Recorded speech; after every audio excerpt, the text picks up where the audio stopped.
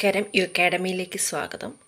അപ്പോൾ നമുക്ക് reasoning and quantitative ആപ്റ്റിറ്റ്യൂഡിൻ്റെ common ആയിട്ടുള്ള കുറച്ച് സിലബസുകൾ CSEBയുടെയും എല്ലാം PSCക്കും എല്ലാം വരുന്ന കുറച്ച് ക്വസ്റ്റ്യൻസ് നമുക്ക് നോക്കാം. Find the value of root of 265 square minus 264 square. അതായത് root of 265 square minus 264 square ഇതിൻ്റെ വാല്യൂ ആണ് കണ്ടുപിടിക്കാൻ പറഞ്ഞേക്കുന്നത്. അപ്പോൾ ഇത് ഏത് ഫോമിലാണ് കിടക്കുന്നത്? A square minus B square ഫോമിലല്ലേ. A square minus B square ഫോമിലുള്ള നമ്മൾ എക്സ്പാൻഡ് ചെയ്യുവാണെങ്കിൽ എങ്ങനെ വരും? എ സ്ക്വയർ മൈനസ് ബി സ്ക്വയറിൻ്റെ എക്സ്പാൻഷൻ വരുന്നത് തന്നെ A plus B into A minus B.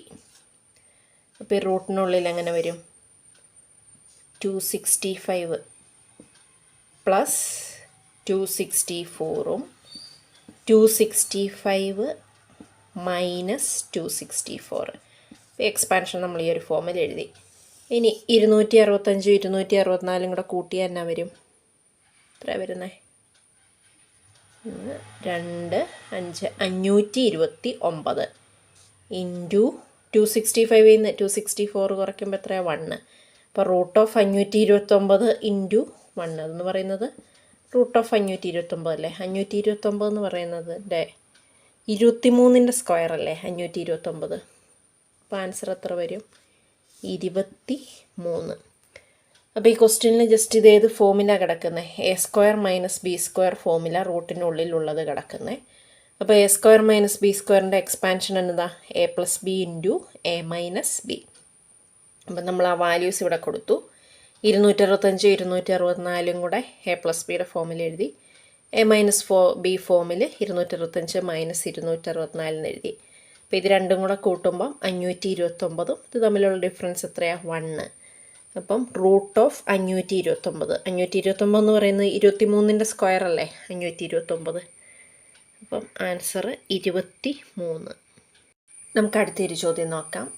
What is the value of root of 70 plus root of 111 plus root of 94 plus root of 36? അപ്പോൾ ഇങ്ങനെ റൂട്ട് വരുന്ന ടൈപ്പ് ഓഫ് ക്വസ്റ്റ്യൻസിൽ നമ്മൾ ഈ വശത്തുനിന്ന് റൂട്ടുകൾ open ചെയ്ത് പോകാം.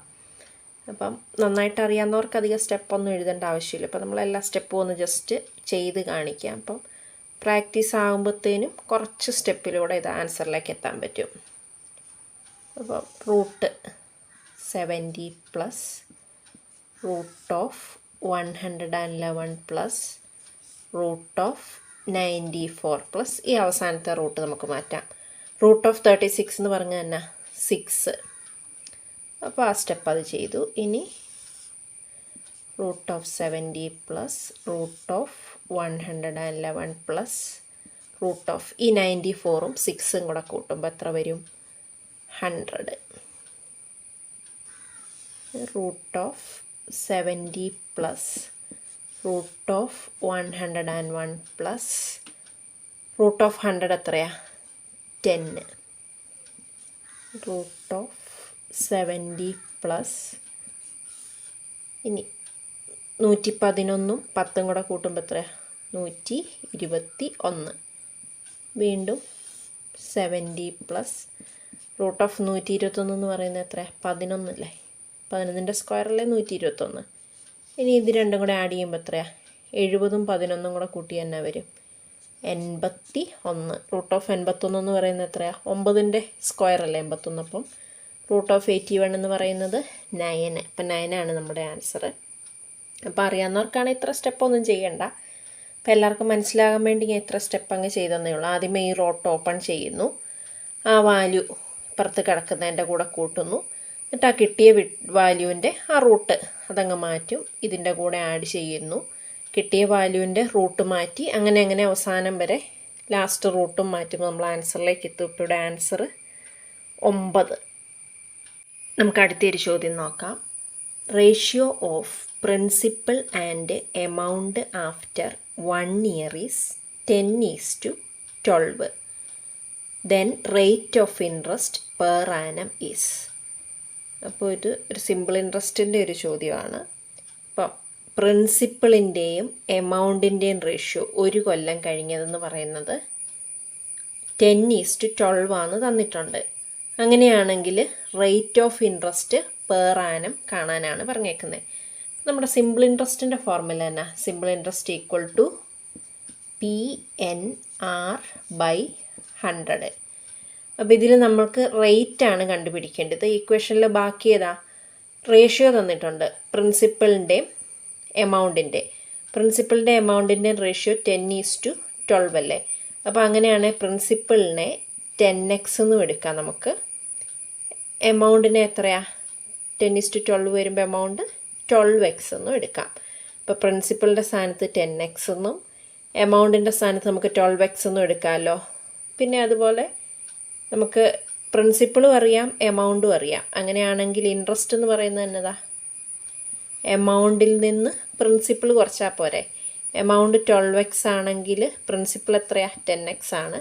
അപ്പോൾ അത് തമ്മിലുള്ള ഡിഫറൻസ് എത്രയാണ് 2x. ഇൻട്രസ്റ്റ് എന്ന് പറയുന്നത് അപ്പം 2x വരും. 2x is equal to principle എത്രയാണെന്ന് പറഞ്ഞേ 10x. അപ്പോൾ റേഷ്യോ തന്നിട്ടുണ്ടെങ്കിൽ റേഷ്യോ വെച്ചിട്ട് ജസ്റ്റ് 10x 12x ആ ഒരു രീതിയിൽ എടുത്തിട്ട് നമുക്ക് ആ കറക്റ്റ് വാല്യൂ വേണമെന്നൊന്നുമില്ല. ഈ ഒരു ഫോമിൽ എടുത്തിട്ട് ഇതങ്ങ് സോൾവ് ചെയ്താൽ മതി.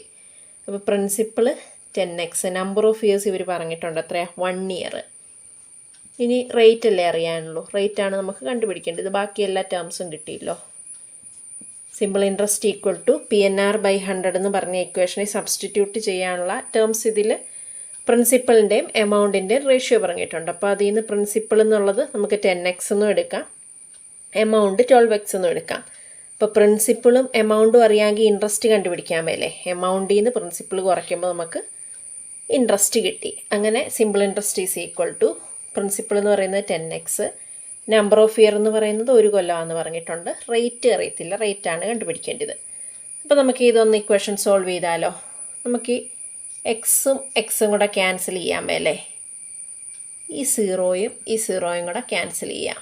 ഇനി ഇത് തമ്മിൽ ക്രോസ് ചെയ്യുമ്പോൾ എത്രയാണ് 20 ഈസ് ഈക്വൽ ടു ഇവിടെ 6 മാത്രമേ ഉള്ളൂ. അപ്പം റേറ്റ് എന്ന് പറയുന്നത് എത്രയാണ് 20%. റേറ്റ് ഓഫ് ഇൻട്രസ്റ്റ് എന്ന് പറയുന്നത് 20%. അപ്പോൾ ഇങ്ങനെ വരുന്ന ക്വസ്റ്റ്യനിൽ ജസ്റ്റ് ഇത് ഈ ഒരു ഫോമിൽ തന്നിട്ടുണ്ടെങ്കിൽ അത് പ്രിൻസിപ്പളും ഇൻട്രസ്റ്റും 10x 12x ആ ഒരു രീതിയിൽ നമ്മൾ എടുത്തു. അത് കഴിഞ്ഞിട്ട് അതിൽ നിന്ന് ഇൻട്രസ്റ്റ് എമൗണ്ടും പ്രിൻസിപ്പളും ഉണ്ടെങ്കിൽ നമുക്ക് ഇൻട്രസ്റ്റ് കണ്ടുപിടിക്കാം. അത് തമ്മിലുള്ള എമൗണ്ടിൽ നിന്ന് പ്രിൻസിപ്പൾ കുറയ്ക്കുമ്പോൾ ഇൻട്രസ്റ്റ് കിട്ടി. പിന്നെ ഈ ഫോർമുലയിൽ സബ്സ്റ്റിറ്റ്യൂട്ട് ചെയ്തു. ബാക്കിയെല്ലാ ടേംസും ഉണ്ട്. അപ്പോൾ ഇതിൽ സബ്സ്റ്റിറ്റ്യൂട്ട് ചെയ്ത് ജസ്റ്റ് ക്യാൻസൽ എക്സ് ഒക്കെ ഇവിടെ ക്യാൻസലായി പോയിക്കോളും. അപ്പോൾ നമ്മുടെ റേറ്റ് എന്ന് പറയുന്നത് എത്രയാണ് 20%. നമുക്ക് അടുത്തൊരു ചോദ്യം നോക്കാം. ഇൻ എ ബാഗ് 50 പൈസ 25 പൈസ 20 പൈസ coins are in the ratio 2:4:5. If there are 30 rupees in the bag, how many 50 paise coins are there? അപ്പോൾ ഒരു ബാഗിലുള്ളത് 50 പൈസ 25 പൈസ 20 പൈസ ഇങ്ങനത്തെ കോയിൻസാണ് ഉള്ളത്. അവരുടെ റേഷ്യോ എന്ന് പറയുന്നത് 2:4:5 ആണ്. അപ്പോൾ ടോട്ടലായിട്ട് ബാഗിൽ 30 രൂപ ഉണ്ട്. അങ്ങനെയാണെങ്കിൽ അതിൽ 50 പൈസ കോയിൻസ് എത്രയുണ്ടെന്നാണ് ചോദിച്ചേക്കുന്നത്. അപ്പോൾ നമുക്ക് നമ്പർ ഓഫ് കോയിൻസ് ഒന്ന് എടുക്കാം. Let the number of coins B. അപ്പോൾ ഇത് റേഷ്യോ തന്നിട്ടുണ്ടല്ലോ. അപ്പോൾ നമ്പർ ഓഫ് കോയിൻസ് എങ്ങനെ വരും 2x 4x 5x തന്നിട്ടുള്ള റേഷ്യോ 2x 4x 5x.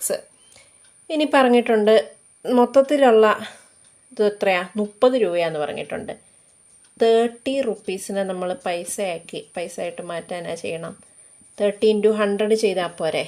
30 × 100 പൈസ അത് പറയുമ്പോൾ എത്ര വരും 3000 പൈസ. അപ്പോൾ 30 രൂപ എന്ന് പറഞ്ഞാൽ ബാക്കിയെല്ലാം പൈസയിലല്ലേ കൊടുത്തേക്കുന്നത്. അപ്പോൾ നമ്മൾ റുപ്പീസിൽ തന്നേക്കുന്ന ഒന്ന് പൈസയിലിട്ടാക്കുന്നത്. അപ്പോൾ റുപ്പീസിൽ കൊടുത്തേക്കുന്നത് പൈസയിലിട്ടാക്കാനായിട്ട് എന്നാ ചെയ്യണം 100 കൊണ്ട് മൾട്ടിപ്ലൈ ചെയ്താൽ മതി. അപ്പം 3000 പൈസ. ഇനി നമുക്കിതൊന്ന് ഈക്വേറ്റ് ചെയ്ത് നോക്കാം. അപ്പോൾ ടോട്ടലായിട്ട് വരേണ്ടത് ഈ 3000 പൈസയാണ്. പിന്നെ ബാക്കി ഓരോ കോയിൻസിൻ്റെയും റേഷ്യോയും തന്നിട്ടുണ്ട്.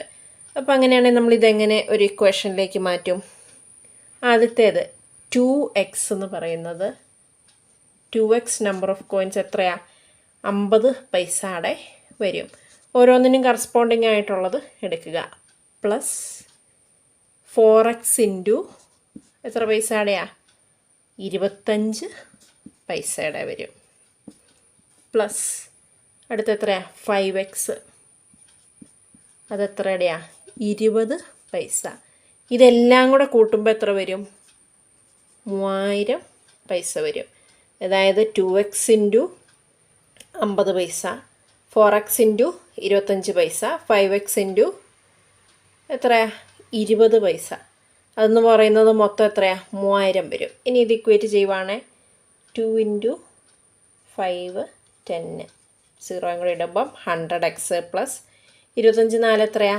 100, 100x പ്ലസ് 5 ഇൻറ്റു 2 10, ഒരു 0 കൂടെ വരുമ്പോൾ 100x ഈക്വൽ ടു എത്രയാണ്? മൊത്തമുള്ള പൈസ എത്രയാണ്? 3000 പൈസ.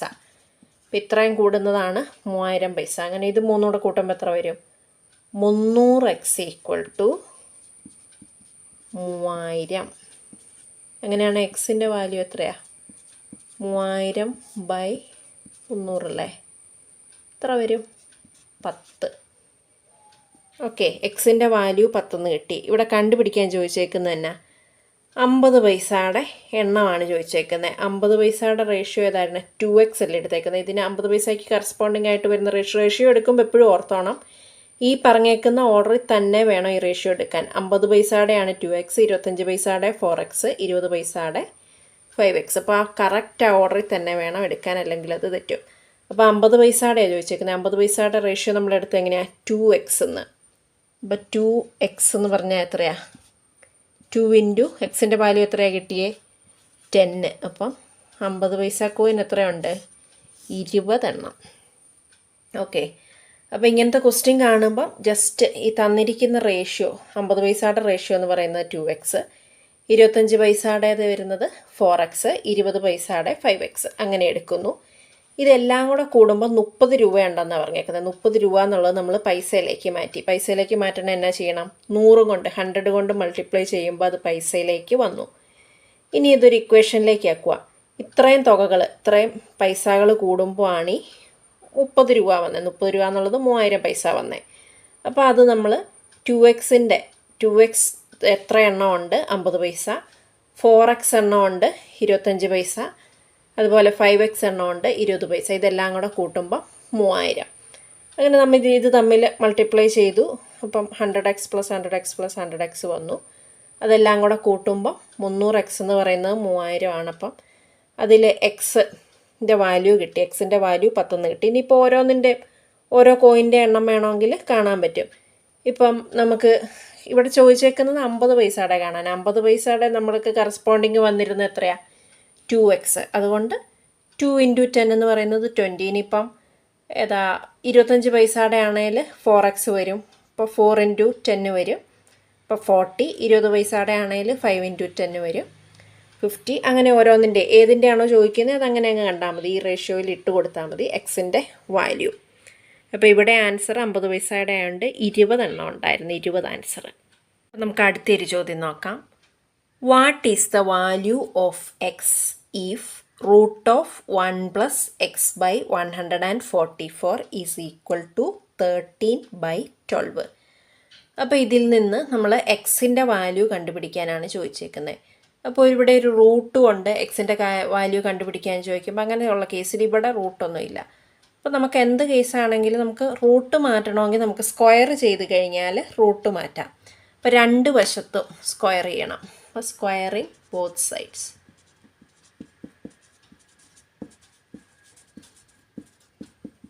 ഓക്കെ, രണ്ട് വശവും സ്ക്വയർ ചെയ്യാം.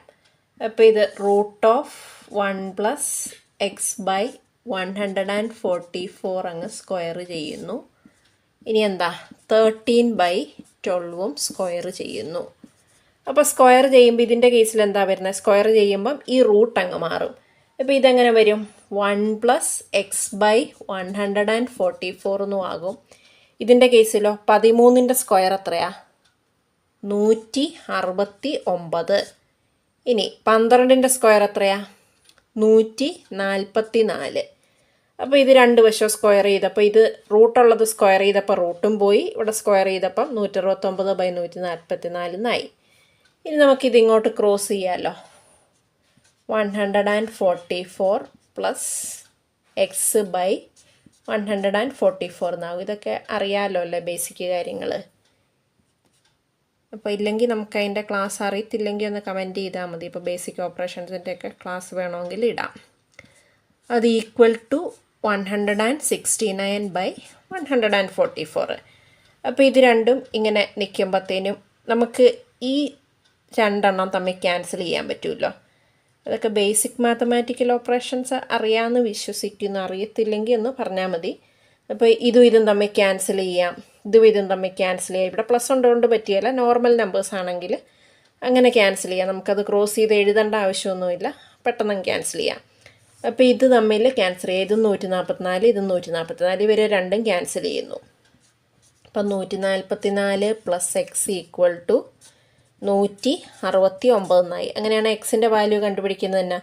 169, ഈ 144 ഇങ്ങോട്ട് പോകുമ്പോൾ മൈനസ് 144. അപ്പോൾ 169 144 കുറച്ചാൽ തന്നെ വരും 25. അപ്പോൾ ഇവിടെ എക്സിൻ്റെ വാല്യൂ എന്ന് പറയുന്നത് 25. അപ്പോൾ ഈ ക്വസ്റ്റ്യനിൽ വന്നേക്കുന്ന കുറച്ച് ബേസിക് ആയിട്ടുള്ള കാര്യങ്ങളൊക്കെ ഉള്ളൂ. അപ്പോൾ അത് മനസ്സിലായില്ലെങ്കിൽ ജസ്റ്റ് ഒന്ന് കമൻറ്റ് ചെയ്താൽ മതി. എന്തെങ്കിലും കൺഫ്യൂഷൻസ് ഉണ്ട്. ബേസിക് ഓപ്പറേഷൻസ് കുറച്ചുണ്ട്, ബേസിക് മാത്തമാറ്റിക്കൽ ഓപ്പറേഷൻസ്. അപ്പോൾ അത് വലിയ പ്രോബ്ലങ്ങളൊക്കെ ചെയ്യുമ്പോൾ ആണെങ്കിലും ഇങ്ങനെയുള്ള കുറച്ച് ക്യാൻസലേഷനും കാര്യങ്ങളും ഭയങ്കര യൂസ്ഫുള്ളാണ്. നമുക്കത് അറിയാമെങ്കിൽ പെട്ടെന്ന് സമയം ലാഭിക്കാൻ പറ്റും. അപ്പോൾ ഇതിൻ്റെ കേസിൽ ഇങ്ങനെ ഒരു റൂട്ട് വന്നു. അപ്പോൾ റൂട്ട് കളയാനായിട്ട് നമ്മൾ എന്നാ ചെയ്യണം? സ്ക്വയർ ചെയ്യണം. രണ്ട് വശവും സ്ക്വയർ ചെയ്യണം റൂട്ട് കളയാൻ. അപ്പോൾ രണ്ട് വശവും സ്ക്വയർ ചെയ്തപ്പോൾ ഇതിൻ്റെ റൂട്ട് പോയി, ഇതിൻ്റെ സ്ക്വയർ നമ്മൾ എടുത്തു. പിന്നെ ഇത് തമ്മിൽ ഇക്വേറ്റ് ചെയ്തപ്പോഴത്തേനും ഇത് തമ്മിൽ 144 രണ്ട് വശത്തും വന്നിപ്പോൾ ഇവിടെ വരുമ്പോൾ അത് ക്യാൻസൽ ചെയ്യാം. അപ്പോൾ അങ്ങനെ ഫ്രാക്ഷൻ്റെ കേസിൽ എല്ലാം വരുന്നത് ജസ്റ്റ് നമ്പേഴ്സിൻ്റെ വരുന്നത് ഏതാണെങ്കിലും നമുക്കിങ്ങനെ ഇവിടവും തമ്മിൽ ക്യാൻസൽ ചെയ്യാം, ഇതും തമ്മിൽ ക്യാൻസൽ ചെയ്യാം. ഓക്കെ, അപ്പോൾ അങ്ങനെ വരുമ്പോഴത്തേന് ഈ മേളത്തെ 144 പ്ലസ് എക്സ് ഈക്വൽ ടു 169 കിട്ടി. അങ്ങനെ ഇതിൽ നിന്ന് എക്സിൻ്റെ വാല്യൂ കണ്ടുപിടിക്കുക. 169 ഇങ്ങോട്ട് ഇത് പോകുമ്പം മൈനസ് 144 വന്നു. അപ്പോൾ ഇത് തമ്മിലുള്ള ഡിഫറൻസ് എത്രയാണ്? 25. അപ്പോൾ ഇതിൻ്റെ ആൻസർ എന്ന് പറയുന്നത് 25. അപ്പോൾ ഇപ്പോൾ ഒത്തിരി എക്സാമിന് ബേസിക് മാത്തമാറ്റിക്കൽ ഓപ്പറേഷൻ വെച്ചിട്ട് നമ്പർ സിസ്റ്റവും ഒക്കെ ക്വസ്റ്റ്യൻസ് ചോദിക്കുന്നുണ്ട്. ബേസിക് ഓപ്പറേഷൻ വെച്ചുള്ള ക്വസ്റ്റ്യൻസും ഉണ്ട്. അപ്പോൾ അതേതെങ്കിലും ടോപ്പിക്കോ ക്വസ്റ്റ്യനോ എന്തെങ്കിലും ഡൗട്ട് ഉണ്ടെങ്കിൽ ജസ്റ്റ് ഒന്ന് കമൻറ്റ് ചെയ്താൽ മതി. ക്വസ്റ്റ്യൻസ് ആണെങ്കിലും കമൻറ്റ് ചെയ്താൽ മതി, സോൾവ് ചെയ്ത് തരാം.